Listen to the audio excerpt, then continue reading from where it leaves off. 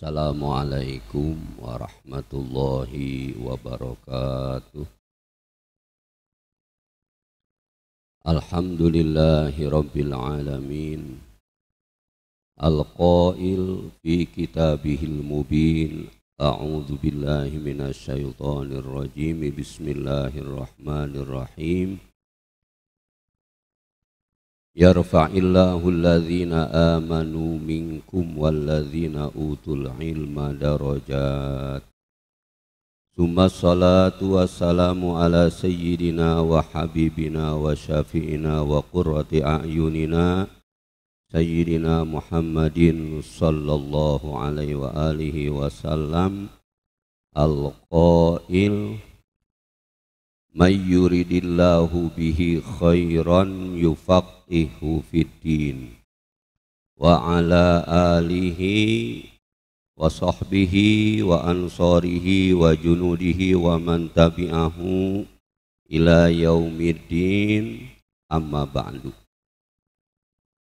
Yang sama-sama kita muliakan dan agungkan guru kita bersama Ketua Yayasan Mashhadin Nur dan pimpinan Pondok Pesantren Mashhadin Nur, Al-Alimul Allamah Al-Arifillah Al-Abah Al-Habib Abdurrahman bin Syekh Al-Attas, yang mudah-mudahan beliau dipanjangkan usianya, sehat walafiat, dan kita mendapatkan keberkahan dari beliau dan syafaatnya beliau di yaumil jaza. Amin ya robbal. Wabil khusus juga para guru dan para asatid yang nampak hadir dan tidak hadir pada saat ini, yang sama-sama kita muliakan dan banggakan. Mudah-mudahan para asatid, para guru, para habaib yang selalu mendidik dan mengajarkan ilmu kepada putra-putri kita, yang mudah-mudahan para guru, para asatid diberikan panjang usia, sehat walafiat, serta ditambah-tambah berkah dalam ilmunya dan berkah dalam kehidupan ma'isyah sehari-harinya. Amin ya rabbal alamin.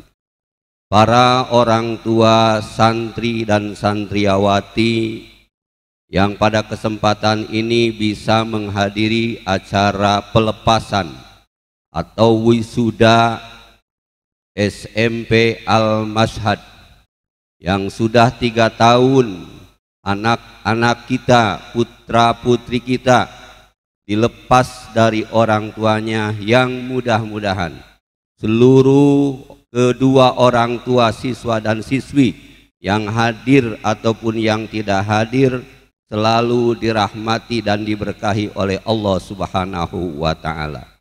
Dan juga para wisudawan dan para santriyin dan santriyat yang pada hari ini mau dilepas dari SMP, yang tentunya kita sama-sama doakan bersama, mudah-mudahan mereka diberikan ilmu yang bermanfaat sehingga bisa berguna untuk agama, negara, dan terutama untuk kedua orang tuanya. Amin ya rabbal alamin. Hadirin wal hadirat yang dirahmati Allah Subhanahu wa ta'ala, perlu kami sampaikan tarbiyatul akhlak wal adab yang ada di Mashhad An-Nur SMP, SMA, dan juga SD. Di sini kita mengikuti, memang visi dan misinya itu tarbiyatul akhlak wal adab. Kami akan menggarisbawahi masalah tarbiyah, yang mana alhamdulillah guru-guru, para asatid yang ada di bawah naungan lembaga ini, mereka gigih, mereka sungguh-sungguh untuk menyampaikan, mentransfer ilmu kepada anak putra putri kita, yang tidak terlepas dari konun para guru-guru kita, terutama tidak akan terlepas dari konun guru besar kita Al-Arif Billah Ad-Da'ilallah Al-Habib Abdurrahman bin Syekh Al-Attas, yang mana tarbiyah ini ada 4 poin yang kami cerna. Yang pertama, al-qudwah. Guru-guru dan para asatid selalu mengeluarkan qudwatun hasanah, contoh suri tauladan yang baik kepada anak-anak didiknya, yang tentunya dengan qudwatun hasanah ini anak akan melihat sang guru, anak akan melihat sang ustadz bagaimana dalam kehidupan sehari-harinya. Sebagai contoh, kalau ustadznya, gurunya mendidik anaknya untuk melaksanakan sholat berjamaah, insya Allah gurunya ikut berjamaah. Ketika gurunya memberikan program berangkat pagi-pagi, waktu untuk belajar, gurunya paling pertama datang di tempat. Itu adalah qudwah hasanah yang diterapkan di sekolah dan pesantren ini. Yang kedua adalah an-nasihah. Ketika anak tidak bisa diberikan contoh hasanah, tetap anak ngeyel, waktu berjamaah tidak ikut berjamaah, waktu belajar tidak ikut belajar, padahal gurunya sudah ada di tempat belajar, maka anak pasti fase kedua diterapkan adalah an-nasihah, nasihat anak. Nasihat juga tidak berguna, maka ada fase ketiga, al-mulahadhah. Dilihat, diperhatikan, maka anak didik yang ada di sini selalu dimata-matai. Bahkan bukan hanya dimata-matai, CCTV ada di tiap tempat. Ketika anak jalan jam 12 malam, dilihat di CCTV, ada CCTV-nya. Itu untuk melangkah kepada tarbiyatun hasanah. Fase yang ketiga, ketika anak tidak bisa diikuti dengan qudwah, tidak bisa juga mengamalkan dengan nasihat, ada yang ketiga al-mulahadhah. Kekeh, anak masih keluar malam, waktu dibangunin juga susah, setengah mati. Ibu-ibu juga pernah ada yang ngomong kepada saya, Pak Ustadz, anak kapan masuknya? Lah kenapa? Susah bangunnya. Ustadz bilang, itu baru 2 bulan anak ibu di rumah. Bagaimana tiap bulan saya membangunkan anak di pesantren ini? Maka ketika anak tidak bisa dimulahadhah, maka anak fase keempat diterapkan al-uqubah. Bangun susah, banjur. Susah berjamaah juga, jadi pukul otomatis. Nah, oleh karena itu, pertama, ketika menerapkan tarbiyatun hasanah dengan qudwah, dengan nasihat, dengan mulahadhah, dan yang fase keempat dengan uqubah, tetap kami tidak bisa memberikan hidayah kepada anak. Anta turid wa ana urid wallahu yaf'alu ma yurid. Engkau berkehendak, kami berkehendak, Allah berkehendak lain.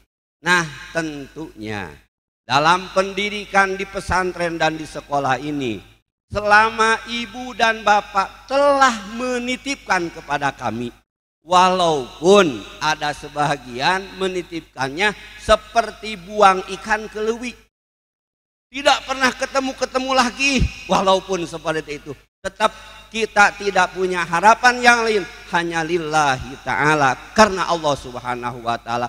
Dan memang itu sudah zaman sekarang, Ibu. Oleh karena itu, apabila di kemudian hari anak telah 3 tahun di sini ternyata bangunnya masih susah, ngajinya harus disuruh mulu, ya, wiridnya apalagi ngajinya seperti itu, kami para dewan asatid, kami para guru meminta maaf yang sebesar-besarnya karena kami sudah berusaha maksimal dan Allah yang memberikan hidayah kepada putra dan putri kami. Oleh karena itu hadirin dan hadirat yang dimuliakan oleh Allah Subhanahu wa taala, sekali lagi kami atas nama para dewan asatid dan dewan guru meminta maaf yang sebesar-besarnya. Setelah itu kami pun insya Allah banyak ilmu-ilmu yang sudah mereka gali. Cara berwiridan bagaimana? Alhamdulillah.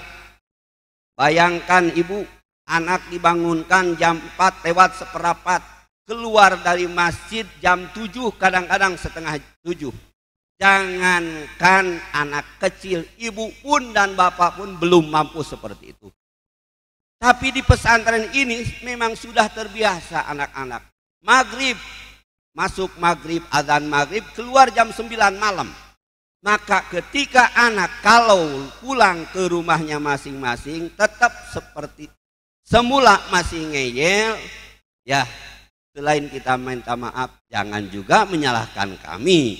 Karena kami sudah maksimal untuk mendidik dan mensolehkan putra-putra kita bersama. Cuma tadi hidayah dari Allah Subhanahu wa taala. Tentunya mudah-mudahan ilmu walaupun sangat sedikit yang sudah diperoleh dari sekolah dan pesantren ini mudah-mudahan dimanfaatkan oleh Allah Subhanahu wa taala. Amin ya rabbal alamin. Yang terakhir, kepada putra-putri kami yang telah mengenyang ilmu di sini, kita ingat nasihat para ulama, alaika bitaqwallahi fis sirri wal alan wa qalbaka nadzibhu minar rijsi wazzaron. Yang pertama, bertakwalah kalian kepada Allah. Apa arti takwa? Takut oleh Allah Subhanahu wa taala fis sirri, ketika kalian menyendiri, wal alan, dan ketika kalian berada di lingkungan orang banyak. Jangan ketika Anda berada di lingkungan orang yang banyak seakan-akan engkau ada malaikat, tidak pernah melaksanakan maksiat. Tetapi ketika kalian menyendiri bagaikan engkau rajanya setan. Jangan, takwalah kepada Allah fis sirri wal alan. Setelah engkau melaksanakan takwa kepada Allah bisirri wal alan wa qalbaka nadibhu minar rijsi wad-daran. Hati kita harus dibersihkan dari kotoran-kotoran, penyakit-penyakit yang ada di hati kita, daripada al-hikid wal hasud wasum'ah waria wa ghairaha minal awsafiz zamimah. Bersihkan hati kita. Kita sudah dididik bagaimana cara beribadah. Kita sudah dididik bagaimana cara bergaul, sudah dididik bagaimana cara menghormati kedua orang tua. Yang ketiga, yang harus kita sama-sama laksanakan, hormati, taati kedua orang tua kita. Jangan jauh daripada orang tua. Jangan lupa mendoakan orang tua. Ketika kita ada di pondok, kita tetap mendoakan. Ketika kita ada di rumah, kita khidmah dan kita sangat menghormati dan mentaati apa instruksi dan perintah orang tua. Kalau orang bisa melaksanakan 3 faktor ini, takwa kepada Allah, hati bersih daripada sifat-sifat yang tercela, dan bakti kepada orang tua, di mana saja Anda berada, insya Allah akan menjadi orang yang mulia di hadapan Allah dan mulia di hadapan manusia. Yang paling terakhir, jangan lupa juga kepada guru-guru kita, kepada orang yang sudah memberikan jasa kepada kita, sehingga kita asal tidak bisa baca Al-Quran, jadi bisa baca Al-Quran. Asal kita tidak bisa furudul wudu, jadi bisa furudul wudu. Jangan lupa mereka doakan. Dari tempat yang jauh, Rabbighfirli wali walidayya warhamhuma kama rabbayani shaghira.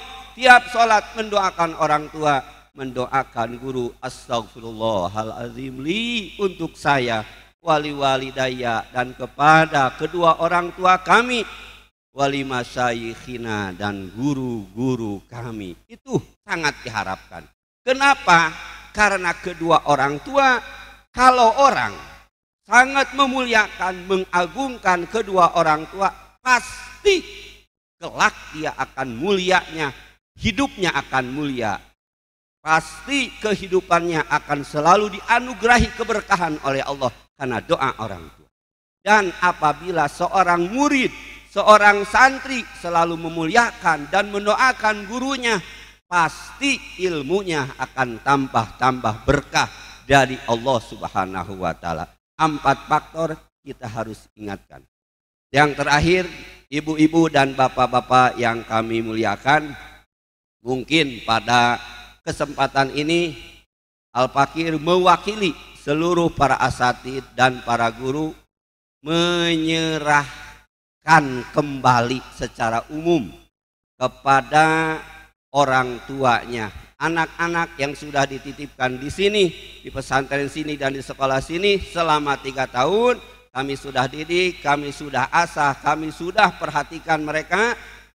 Pada kesempatan ini kami lepas kembali tanggung jawabnya kepada orang tua. Namun setelah melepaskan, tolong dirawat, tolong diperhatikan, tolong dinasehati, yang mudah-mudahan anak-anak kita, putra-putri kita dijadikan anak-anak yang soleh, solihah.